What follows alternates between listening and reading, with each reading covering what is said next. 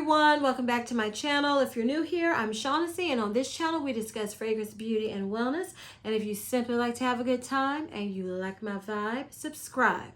So y'all, during the Sephora holiday savings event, I purchased the perfume Flowerbomb Nectar from VIKTOR ROLF, and I was requested to do a review on it. So, you know, when I can honor your request, I try to do them. So today I'm going to be reviewing this perfume.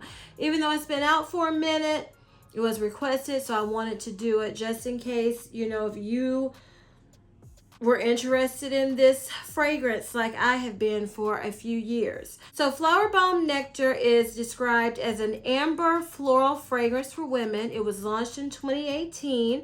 The top notes are gunpowder, cassis, and bergamot. The middle notes are osmanthus, orange blossom, and jasmine sambac. And the base notes are vanilla, tonka bean, benzoin, and patchouli.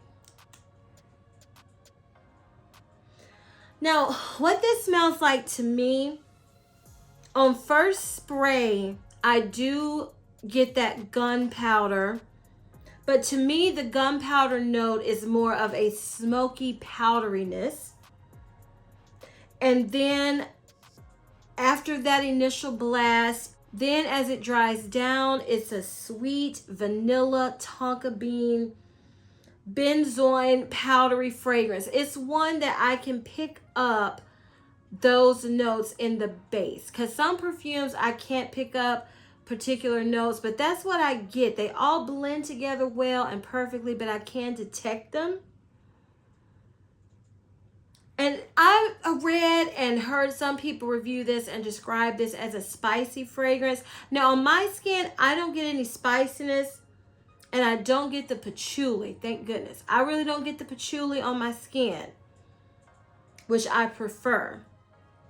And Flowerbomb Nectar lasts on me 8+ hours with great projection and sillage. I received 3 compliments while wearing this fragrance.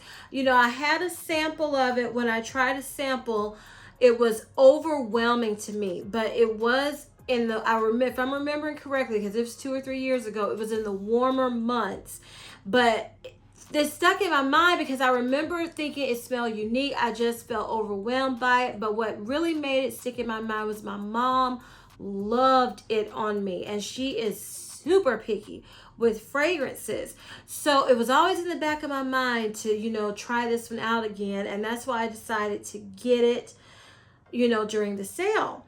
And I think that this is a perfume, in my opinion, that performs best in the cooler months or for nights. Because what sticks in my mind is when I wore it the first time, I think it was either late spring, early summer. And it's about to take me out. So I just think it's fall, winter, or nighttime, evening perfume, because it's strong, it's potent, it's thick.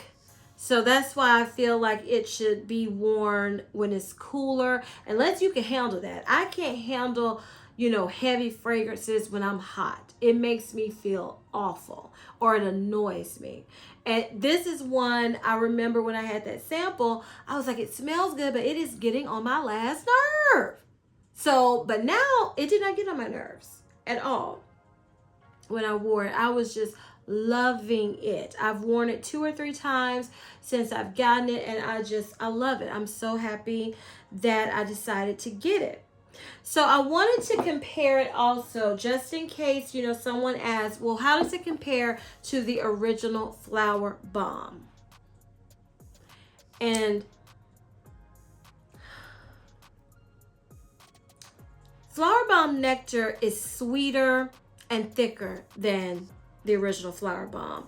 It's also got a little sexier edge to it, whereas Flowerbomb to me is a very, it's a classy, classic, sweet floral scent. Yeah, the best way I can describe this is, to me, Flowerbomb, the original, is the mom, and Flowerbomb Nectar is the daughter. That's the best way I can describe it. And I do prefer Flowerbomb Nectar over Flowerbomb. I'm wishing I could switch the sizes of these bottles. I have the Flowerbomb original in the 3.4 ounce bottle, and then Flowerbomb Nectar in the 1.7 ounce. But I do like them both. But Flowerbomb Nectar is just, it's a little bit more to me. So my final thoughts on Flowerbomb Nectar: I love it. I'm upset it took me so long to purchase it. And like I just said, I wish I had the bigger size, even though, you know, I don't spray, you know, I'm an oversprayer. So even my sprays are probably too much. But I didn't just spray everywhere like I normally do, because this can become overwhelming. But I wish I had the big bottle in this. I love that it's long lasting. It's a compliment getter, and I believe it's a staple. It's a fall and winter staple, maybe even early spring. So I would recommend giving it a try, especially if you love the original Flowerbomb. I would say give Flowerbomb Nectar a try.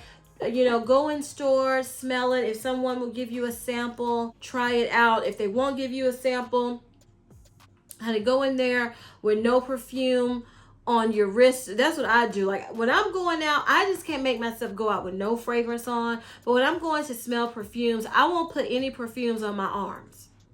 And then I will just spray, and then I will see, you know, which one I like the best. So if these places aren't going to give you a sample, go in there and spray yourself down, walk around and see if you like it.